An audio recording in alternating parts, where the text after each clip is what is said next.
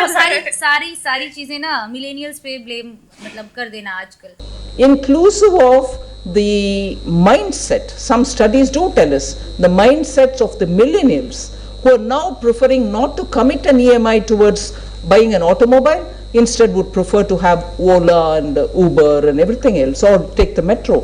So a whole lot of factors are influencing the automobile sector.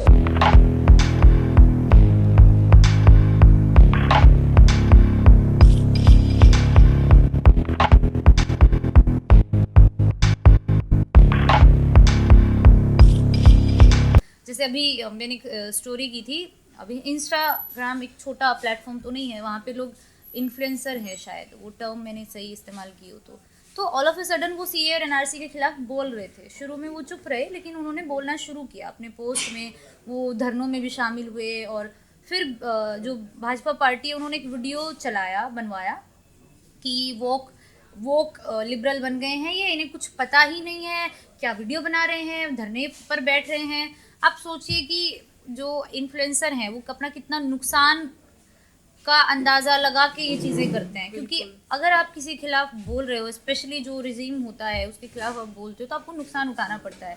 आपके show cancel हो सकते हैं, है ना। किसी के साथ अगर कोई टाई अप है, कोई एडवर्टीजमेंट में आप सरकार के साथ हैं, तो आपका वो कैंसिल हो जाएगा। जैसा अभी दीपिका पादुकोण की विजिट के बाद हुआ, कौशल मंत्रालय ने उनका एक वीडियो ड्रॉप कर दिया, वो ब्रेक मैंने ही की थी वो वाली रिपोर्ट। तो ऐसा नुकसान तो उठाना पड़ता है। तो क्योंकि आपने ग्राउंड वर्क बहुत ज़्यादा किया है, आपको क्या लगता है जो 2.9% का इंक्रीज हुआ है एग्रीकल्चर में अभी के बजट में, क्या आपको लगता है वो जस्टिफाइड है? इतने सारे सुसाइड्स के बाद और जितना भी प्रॉब्लम्स हमारे फार्मर्स जो हमारे अन्नदाता है वो फेस कर रहे हैं, उसके बाद सिर्फ 2.9%? जी, जैसा कि एग्रीकल्चर कवर करती हूँ और कुछ एक्सपर्ट से बात करके हमने उस वक्त भी रिपोर्टिंग की थी।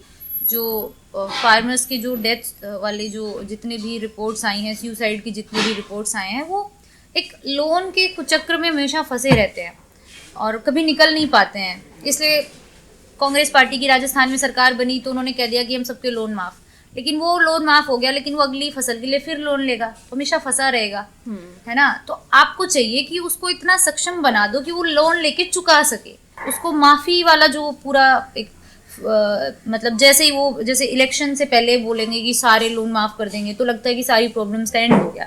फिर अगले 5 साल में ऐसा क्या होता है कि फिर किसानों के लोन माफ़ का जो है जुमला उनको फिर से इस्तेमाल करना पड़ता है। दैट मीन्स हमारे किसान हमेशा लोन के कुचक्र में फंसे रहते हैं। और सुसाइड्स वहीं से फिर शुरू होती हैं, डिप्रेशन का शिकार होते हैं।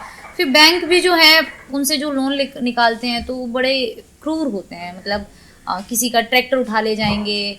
और जैसे कल ही हरियाणा के रेवाड़ी में एक खबर मैंने पढ़ी, जहाँ लोन के चक्कर में जो है पुलिस वाइफ को उठा ले गई। पुलिस लोन निकालने के लिए किसी महिला किसान को उठा ले गई, उसका पति इतना डर गया, इतना सदमे में आ गया कि उसने सुसाइड कर ली। मतलब एक लोन के चक्कर में एक सुसाइड हो गई। तो जो अभी सरकार का जो नया बजट आया है उसमें मछली पालन पर और फिर नॉर्थ ईस्ट से हम कैसे जो पूरा जो फसलें होती हैं उनके सही दाम दिलाएं वहाँ के किसानों को। तो फिर एक रूट भी चलाया जाएगा, जो हवाई रूट भी शुरू किया गया है। और जो ऑर्गेनिक फार्मिंग है उसको लेकर बहुत मतलब ऑनलाइन मार्केट हो उसकी, या फिर उनको कैसे प्रोत्साहित करें, इन सब पे तो फोकस है। लेकिन जो सुसाइड रोकने के लिए जो सरकार कर सकती है ना, उसमें कुछ नहीं निकला बजट में ना, उसका डिस्कशन हुआ, कभी नहीं होता है संसद में। और आज के दौर में अगर देखें तो शायद कोई किसान लीडर भी नहीं है, हमारी संसद में कोई किसान लीडर नहीं है। सारे मतलब एक टाइम पे था कि जब प्रधानमंत्री भी बने थे, उप प्रधानमंत्री बने थे देवीलाल जो थे हरियाणा के, और एक किसान जो पृष्ठभूमि से निकल के लीडर बनता है, हो सकता है वो उसकी बात उठाए। लेकिन आजकल सारे जो नेता हैं, सारे मंत्री हैं, वो सिर्फ या तो मिलेनियल्स पे दोष डालते रहते हैं, या फिर वो टेक्नोलॉजी में भी की बातें करते रहते हैं। पीएम मोदी टेक्नोलॉजी के बारे में इतना बोलते हैं, और अच्छा भी लगता है कि हमारे देश का प्रधानमंत्री जो है समझता है टेक्नोलॉजी, जो पहले के नेता नहीं समझते थे। विरमगाम तहसील में अडवाणी जी की सभा थी, तो मैंने वो डिजिटल कैमरा पर उनकी फ़ोटो ली। तब डिजिटल कैमरा इतना बड़ा आता था, मेरे पास था उस समय। मैंने फ़ोटो निकाली और मैंने दिल्ली को ट्रांसमिट की, और दूसरे दिन कलर फ़ोटो छपी।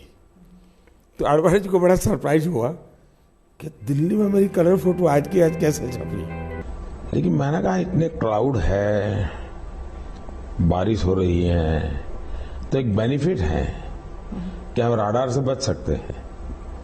लेकिन उससे हमारे यूथ या किसान या फिर महिला उन चीज़ों से कितना प्रभावित हो रहे हैं, उनकी ज़िंदगियां कितना बदल रही हैं। अगर नहीं बदल रही हैं तो फिर उनके टेक्नोलॉजी से जो मतलब इतना प्रेरित होने का क्या फ़ायदा।